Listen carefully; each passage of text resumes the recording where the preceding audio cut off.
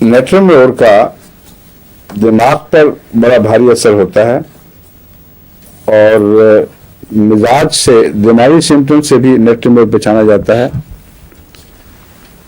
इसको ये मरीज शुरू में तो जब मेंटल होने लगे तो सेल्फ पिटी करता है, ये जरूरी है नेट्रोम्योर में, अपने आप को मजलूम और हर वक्त रोना कि बस मैं तो बस मुझसे तो ये हुआ है, जुल्म हो रहा है, इस ख्याल में खो खो के तो मरीज अपना और भी सत्यानाश करता रहता है और इस हमदर्दी मौफिक नहीं आती उसके बावजूद।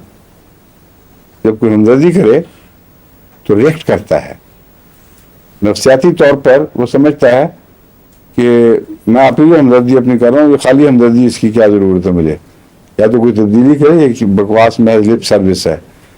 तो नेट्रोम्योर का मरीज अपने ऊपर हमदर्दी, अपने से हमदर्दी करने के बावजूद दूसरों की हमदर्दी कबूल नहीं करता, ये इसकी मिजाज की इलामत है। दूसरे, इसके मरीज को फर्जी मोहब्बतें बड़ी होती हैं और बस एक दौरा आएगा फर्जी मोहब्बत का। बाज़ बूढ़ी औरतें भी नेट्रोम्योर की मरीजों तो मोहब्बत में मुब्तला हो जाएंगी और ये महज एक फर्जी कहानी बनी हुई है, इसका कुछ भी हकीकत से ताल्लुक नहीं। तो ऐसी औरतें जो बड़ी उम्र की हों और उनमें ये रुझान हो, उनका भी नेट्रोम्योर ही इलाज है।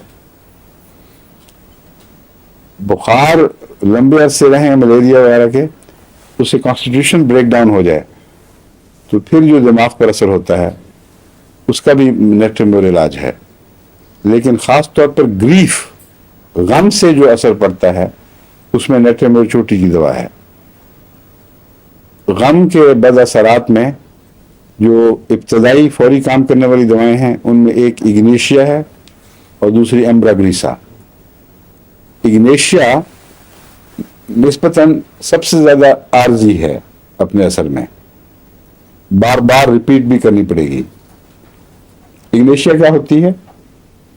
पपीता,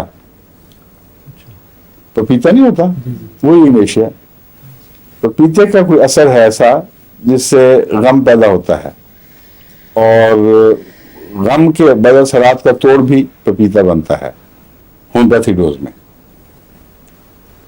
लेकिन बार बार फौरी तौर पर दें तो असर होता है, तबीयत निस्बतन बेहतर हो जाती है। अगर गम बैठ गया हो और ज़िंदगी का हिस्सा बन गया हो, ख़ासतौर पर माओं का, बच्चों का नुकसान वगैरह, ये बहुत गहरे असरात छोड़ते हैं। उस सूरत में रफ्ता रफ्ता दिमाग की तरफ इसका रुझान होना शुरू हो जाता है। पहली दवा इग्नेशिया के बाद वो है एम्ब्राग्रीसा। एम्ब्राग्रीसा पहले इस्तेमाल, इंटरमीडिएट है। उसके बाद आती है नेट्रोम्योर, और नेट्रोम्योर से तो मैंने खुद तजुर्बे में देखा है, कई बिल्कुल पागल हुए मरीज ठीक हो गया खुदा के फजल से। मैंने आपको मिसाल दी थी ना, एक पिंडी की होम्योपैथ थी डिसूजा, उनकी, या डिसूजा थी, डिसूजा बहरहाल वो ओरिजिन था, पारसी ओरिजिन की। उनकी बहन पागल हो गई थी, वो बेचारी ने बहुत छोटी की होम्योपैथ थी लेकिन कुछ पेश नहीं गई।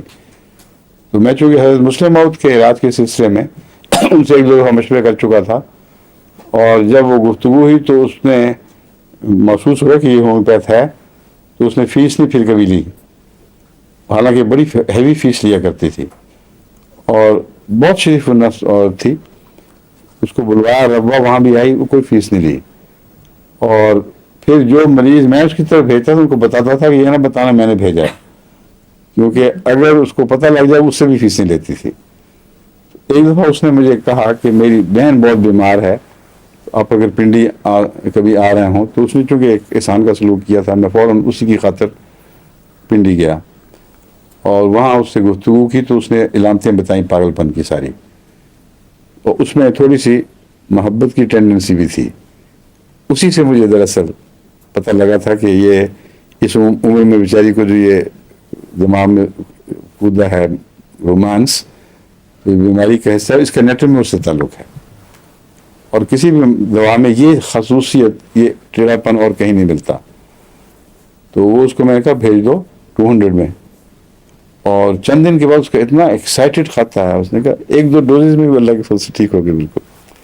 तो नेट्रम्बर का मिजाज याद रखें, और कई छोटी छोटी बातें आपको मौके पर काम आ जाती हैं पहचानने में।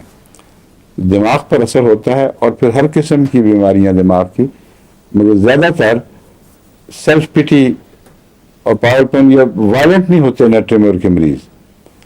तो एक तरह बैठे वो गुनगुन करने लग जाएंगे, कोई वजीफा पढ़ने लग जाएंगे, वो दुनिया से खो जाएंगे और कमज़ोर फिर ज़रूर होते हैं। मैंने जितने नेट्रम्बर के पागल मरीज देखे हैं उसमें इमेंसिपेशन का जो मैंने मिजाज बताया ना, अमलन जिस्म उनका सूखना शुरू हो जाता है, और सूखे सड़े पागल होते हैं ना बेचारे, जो बेजर से बैठे हुए एक जगह, मगर होते बड़े दर्दनाक हैं बेचारे। उनमें नेट्रम्बर को ज़रूर इस्तेमाल करें, और बेहतर है कि शुरू नेट्रम्बर से करें।